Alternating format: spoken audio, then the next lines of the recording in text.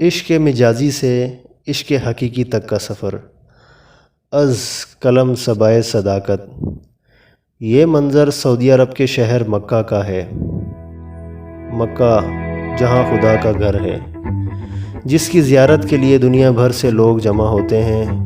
کعبے کے قریب بیٹھی وہ دنیا جہاں سے بے نیاز اس سوچ میں مگن تھی کہ آج اس مقدس مقام کو چھوڑ کر واپس جانا ہے۔ کعبے کی سیڑھیوں میں بیٹھی وہ زارو قطار رو رہی تھی، آنسو لڑیوں کی صورت میں آنکھوں سے بہہ کر رخسار پر گر رہے تھے۔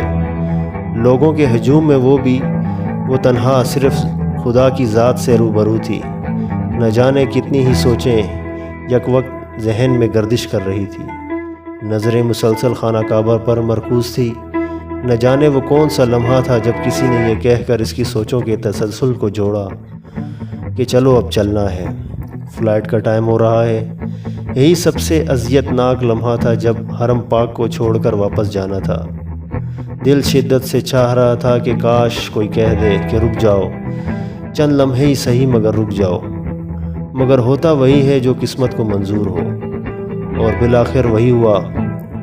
خدا اسے بے پناہ محبت کے بعد بھی حرم سے باہر آنا پڑا۔ پھر کیا تھا، الٹے قدموں کے ساتھ نہ چاہتے ہوئے بھی حرم سے باہر کا راستہ اپنے یارو دل کے بے قرار کے ساتھ ہوٹل تک کا سفر طے کیا۔ تھکے ہارے دل کے ساتھ واپسی کا سفر شروع ہوا، اور یہی وہ وقت تھا جب زندگی دوبارہ پہلے کی طرح رواں دواں ہو گئی۔ دوستو، اب اس منظر کے بعد ایک اگلا منظر شروع ہونے والا ہے۔ وہ منظر کچھ اس طرح سے یہ منظر لاہور کے بنے ایک سادہ رہائشی گھر کا ہے۔ اس گھر کو انتہائی سادگی سے تعمیر کیا گیا تھا۔ ڈبل پورشن کا یہ گھر اپنے اندر بہت خوبصورتی لیے ہوئے ہے۔ اوپر کے پورشن میں اس کا کمرہ تھا۔ کمرے میں سفید رنگ کے بیڈ پر گلابی چادر بیڈ کو کسی دلہن کی طرح پیش کر رہی تھی۔ بیڈ کے ساتھ کاوچ پر بیٹھی ہر رات کی طرح آج بھی رات کے پچھلے پہر وہ کتابوں سے دوستی میں مصروف تھی۔ میٹرک کے پیپر چل رہے تھے اور اس نے دن رات ایک کر کے ٹاپ کرنا تھا۔ پڑھائی سے زیادہ زندگی میں کوئی اہم چیز نہیں ہے اس کے لیے۔ ایزا اپنے ماں کی فرما بردار بیٹی تھی، مانو جیسے نیکیوں کا صلہ ہو، بے حد مؤدب، ہر کسی کی عزت کرنے والی۔ اس کے ماتھے پر کبھی بل نہیں آئے، اور یہی چیز اسے دوسروں سے مختلف بناتی تھی۔ اپنی عمر سے زیادہ ذہین، عقل مند، سلیقہ مند لڑکی، سب کی پسندیدہ۔ دنیا جہاں کی محبت میں سموئے وہ ہمیشہ حق کی بات کہتی اور دھیما لہجہ استعمال کرتی تھی۔ اس کی زندگی کے تار چند ہی لوگوں سے جڑے ہوئے تھے، جن میں سیر فہرست اس کی کزن آتی تھی۔ سگی بہنوں سے زیادہ سمجھتی تھی وہ حیا کے مزاج کو۔ عمر میں بھلے کتنا ہی فرق تھا، مگر تھی وہ ایسے جیسے ہم عمر ہو۔ محبت کیا ہوتی ہے یہ سمجھنے کے لیے ایک لمحہ بھی بہت ہے، اور ایک زندگی بھی کم۔ حیا شاید یہی سمجھنے سے قاصر تھی کہ در حقیقت محبت کیا ہے۔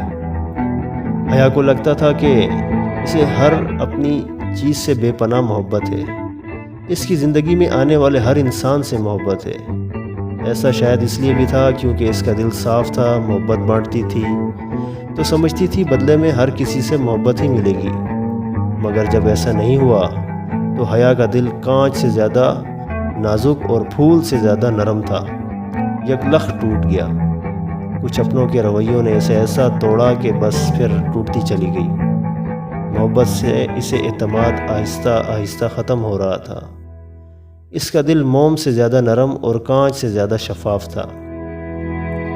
ابھی وہ بے حد جذباتی طبیعت کی مالک تھی، ہر چیز کو سر پر سوار کرنے والی، ہر کسی پر اندھا اعتبار کرتی تھی، ہر کسی سے خلوص سے ملتی تھی، کبھی دل میں کسی کے لیے کچھ نیگیٹو سوچ نہیں رکھتی تھی۔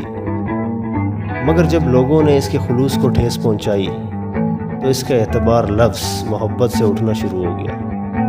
کزن ہو یا دوست، احباب، فیملی ہو یا غیر، سب سے محبت سے پیش آتی تھی۔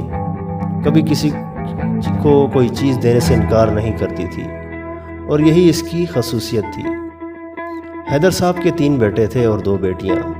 سب سے بڑا بیٹا ذران حیدر، پھر فرحان حیدر، پھر علیان حیدر، اور بیٹیاں نمرہ حیدر اور ہیرا حیدر۔ ذران حیدر صاحب کا سب سے بڑا سمجھدار بیٹا ہے، بچپن سے ہی نہایت سمجھدار اور ہر معاملے کو تحمل سے سلجھانے والا عقل مند باشعور۔ ذران نے MBA کر کے بینک میں جاب اسٹارٹ کر دی تھی۔